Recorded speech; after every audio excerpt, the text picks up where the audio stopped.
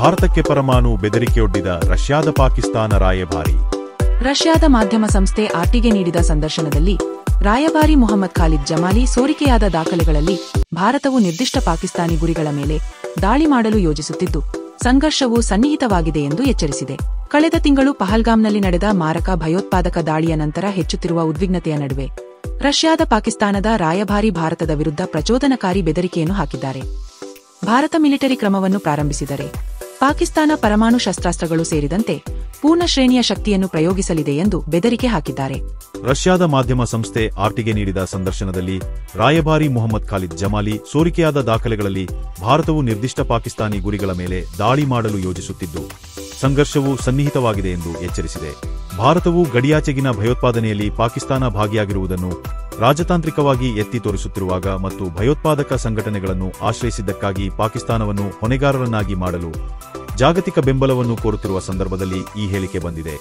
ಭಾರತದ ಮಾಧ್ಯಮ ಸಂಸ್ಥೆಗಳು ಮತ್ತು ಸರ್ಕಾರದ ಕಡೆಯಿಂದ ಬರುತ್ತಿರುವ ಬೇಜವಾಬ್ದಾರಿ ಹೇಳಿಕೆಗಳು ನಮ್ಮನ್ನು ಪ್ರಚೋದಿಸುತ್ತಿವೆ. ಪಾಕಿಸ್ತಾನದ ಕೆಲವು ಪ್ರದೇಶಗಳನ್ನು ದಾಳಿ ಮಾಡಲು ನಿರ್ಧರಿಸಿರುವ ಕೆಲವು ಸೋರಿಕೆಯಾದ ದಾಖಲೆಗಳಿವೆ. ಆದ್ದರಿಂದ ಮುಂಬರುವ ದಿನಗಳಲ್ಲಿ ಸಂಘರ್ಷ ಸಂಭವಿಸಬಹುದು ಎಂದು ಅಂದಾಜಿಸಬಹುದು. ಭಾರತ ಮತ್ತು ಪಾಕಿಸ್ತಾನದ ವಿಷಯಕ್ಕೆ ಬಂದರೆ ಸಂಖ್ಯಾಬಲದ ಚರ್ಚೆ ಮಾಡುವುದಿಲ್ಲ. ನಾವು ಸಾಂಪ್ರದಾಯಿಕ ಮತ್ತು ಪರಮಾಣು ಎರಡೂ ಶಕ್ತಿಯ ಸಂಪೂರ್ಣ ಬಲಪ್ರಯೋಗವನ್ನು ಮಾಡುತ್ತೇವೆ.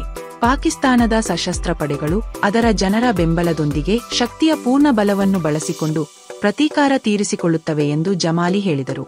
ಏಪ್ರಿಲ್ 22ರಂದು ಜಮ್ಮು ಮತ್ತು ಕಾಶ್ಮೀರದ ಪಹಲ್ಗಾಮ್ನ ಬೈಸರನ್ ಕಣಿವೆಯಲ್ಲಿ ಪಾಕಿಸ್ತಾನ ಬೆಂಬಲಿತ ಭಯೋತ್ಪಾದಕರು ಪ್ರವಾಸಿಗರನ್ನು ಗುರಿಯಾಗಿಸಿಕೊಂಡಾಗಿನಿಂದ ಭಾರತದ ಸಂಭಾವ್ಯ ಪ್ರತಿಕ್ರಿಯೆಯ ಬಗ್ಗೆ ಪಾಕಿಸ್ತಾನವು ಆತಂಕದಲ್ಲಿದೆ.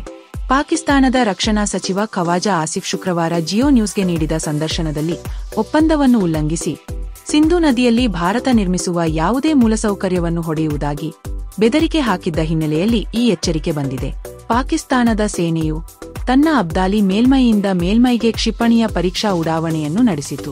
ಸಾಂಪ್ರದಾಯಿಕ ಮತ್ತು ಪರಮಾಣು ಸಿಡಿತಲೆಗಳನ್ನು ಹೊತ್ತೊಯ್ಯುವ ಸಾಮರ್ಥ್ಯವಿರುವ ಈ ಕ್ಷಿಪಣಿ 450 ಕಿಲೋಮೀಟರ್ ವ್ಯಾಪ್ತಿಯನ್ನು ಹೊಂದಿದೆ. ಕಾರ್ಯಾಚರಣೆಯ ಸನ್ನದ್ಧತೆಯನ್ನು ಪ್ರದರ್ಶಿಸಲು ಈ ಉಡಾವಣೆಯನ್ನು ಉದ್ದೇಶಿಸಲಾಗಿದೆ ಎಂದು ಸೇನೆ ಹೇಳಿಕೊಂಡಿದೆ.